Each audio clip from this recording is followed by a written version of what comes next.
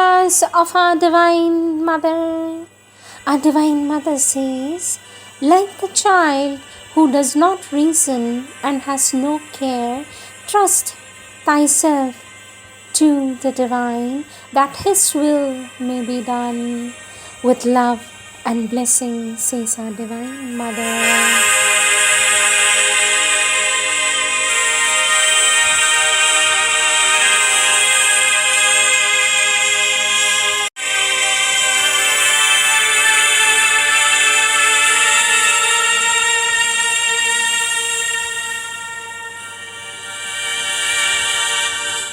Words of our Divine Mother from the collective works of our Divine Mother, Edition 7, Question and Answers, February 1961, page 1, topic Radha, Krishna.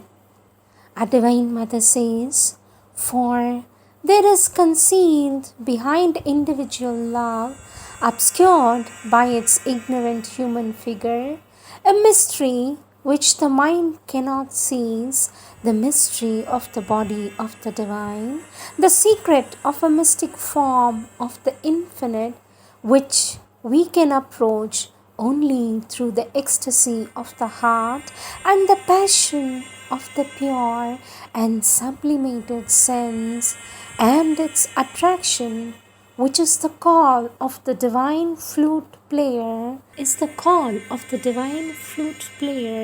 the mastering compulsion of the all beautiful, can only be seized and seize us through an occult love and yearning, which in the end makes one the form and the formless, and identifies spirit and matter. It is that which the spirit in love is seeking here in the darkness of the ignorance, and it is that which it finds when individual human love is changed into the love of the immanent divine incarnate in the material universe, says our Divine Mother. Next, our Divine Mother is quoting words from the Synthesis of Yoga, Volume 1.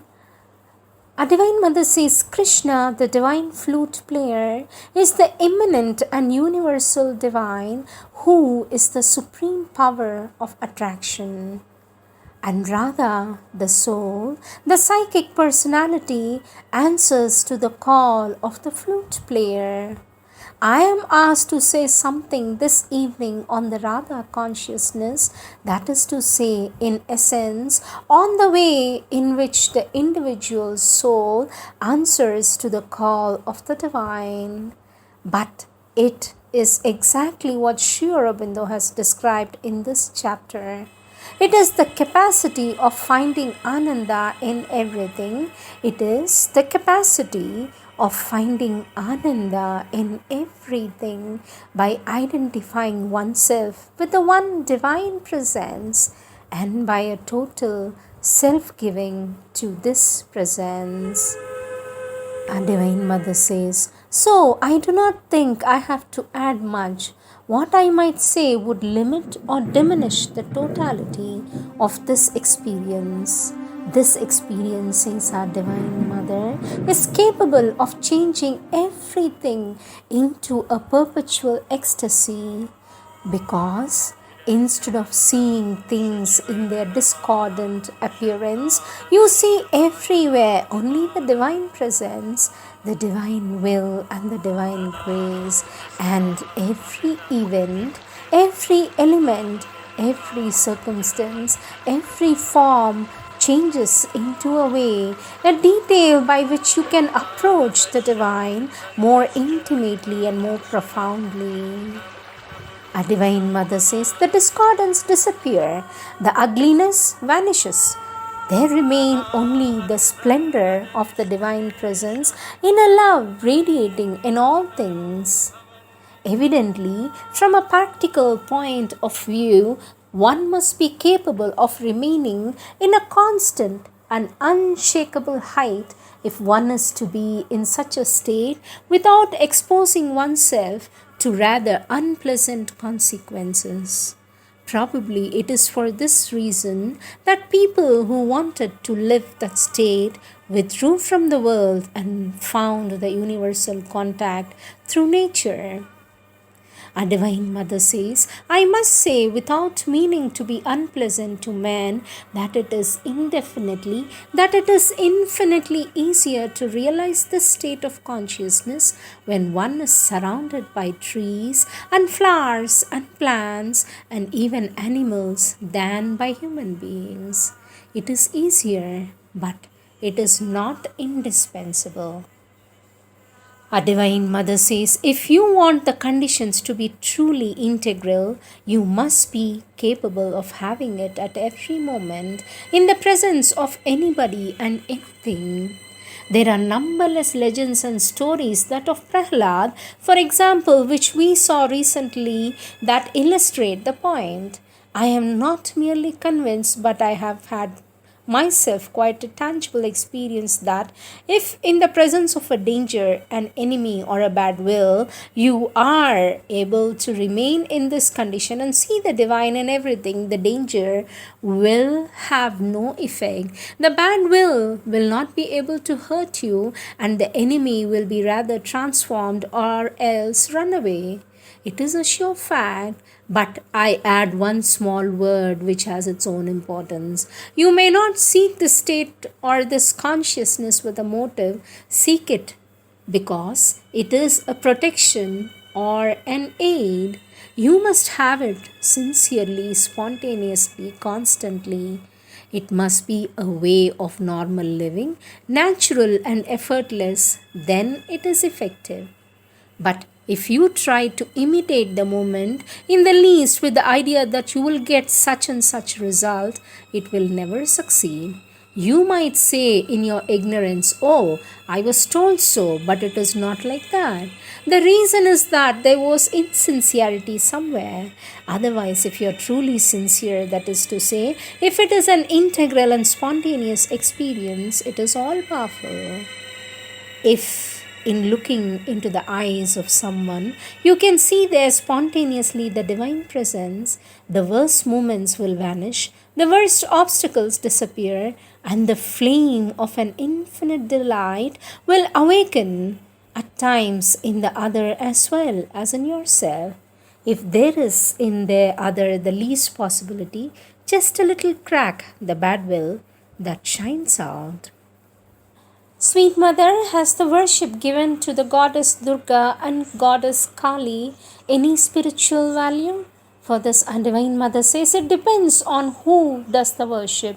For the sake of the wholeness and the complete truth of the yoga, it is not important not to limit one's aspirations to one form or another, but from the spiritual point of view, whatever be the object of adoration, if the moment is perfectly sincere, if the self-giving is integral and absolute, the spiritual result may be the same, because whatever be the object you take, through that something, sometimes even against it, in spite of it, you will always reach the supreme reality in the measure of the sincerity of your self-consecration. That is why one can say that whatever the aspect of the divine which you adore, whosoever, even the guide you choose, if you are perfect in your self-giving and absolutely sincere, you are sure to reach the spiritual goal. But where the result is no longer the same is when you want to realize the integral yoga. In that case, you must not limit yourself in any way, even in the way of your consecration. Only the two things are quite different. Spiritual realization, says our Divine Mother, spiritual realization as it was formerly conceived, as it is even now generally conceived, is union with the Supreme in any way, either within yourself or through some form. It is the fusion of your being into the Supreme, into the Absolute, almost the disappearance of your individuality in this fusion. And that depends, says our Divine Mother, that depends absolutely on the sincerity and the integrality of your self giving more than on the choice you make and the thing to which you give yourself. For the very sincerity of your aspiration will carry you through all limitations and take you to the Supreme because you bear it within yourself. Whether you look for it outside or inside yourself, whether you look for it under some form or without any form, if your aspiration is sufficiently sincere and your resolution sufficiently sincere, you are sure to arrive at the goal.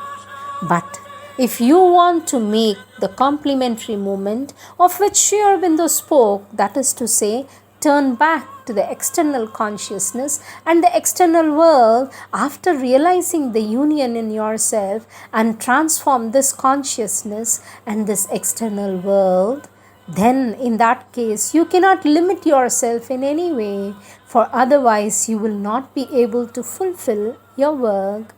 In essence, you must be able to find this unity with the Divine in all forms, under all aspects, in all ways that have served for reaching Him, and you must go beyond and find a new way.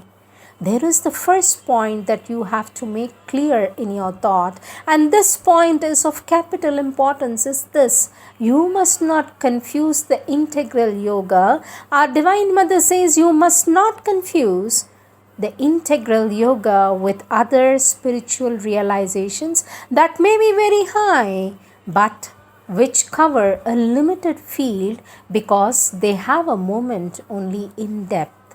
You can pierce a hole with your aspiration and make a movement in depth through anything whatever.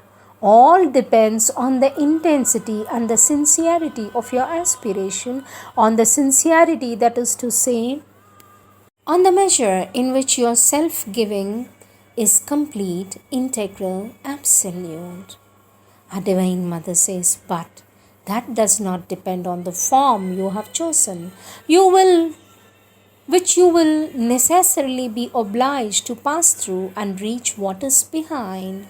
But if you want to transform your nature and your being, and if you want to participate in the creation of a new world, then this aspiration, this sharply linear one-pointedness is no longer sufficient. You must encompass the whole, contain the whole in one's consciousness. Naturally, it is much more difficult. Question, sweet mother, what is the divine element in the human nature which always asks for symbols for the completeness of its spiritual transformation? For this, our Divine Mother says, it is precisely the part of the being which is not satisfied with abstractions, not satisfied by escaping or avoiding life, leaving life as it is. It is the part of the being which wants to be integral and integrally transformed, in any case which wants to participate integrally in the inner worship. There is in every normal being the necessity, the need, an absolute need to translate physically what he feels and what he wants within. Such people I consider abnormal and incomplete, who wants always to escape from life, from their self-realization, and in the essence they are generally natures that are weak.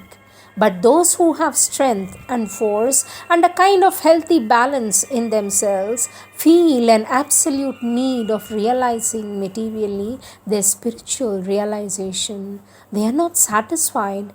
They are not satisfied with going into the clouds or into the worlds where forms exist no more. They need their physical consciousness and even their body to participate in the inner experience. Now one might say that the need to adopt or follow a religion or take part in a religion as one finds it ready-made arises from the herd nature in the human being. The true thing would be for everyone to find the form of worship or cult that is personal to him and which expresses in a spontaneous and individual way his special relationship with the divine. That would be the ideal condition. A Divine Mother says, on the other hand, and if you adopt a religion because you're born in this religion, because it is practiced by people known to you, whom you love or whom you have trust, or because you feel helped in your prayer or worship, if you go to such a place where others pray and worship, that is not the sign of a strong nature. I would rather say it is a sign of weakness, in any case, that of lack of originality.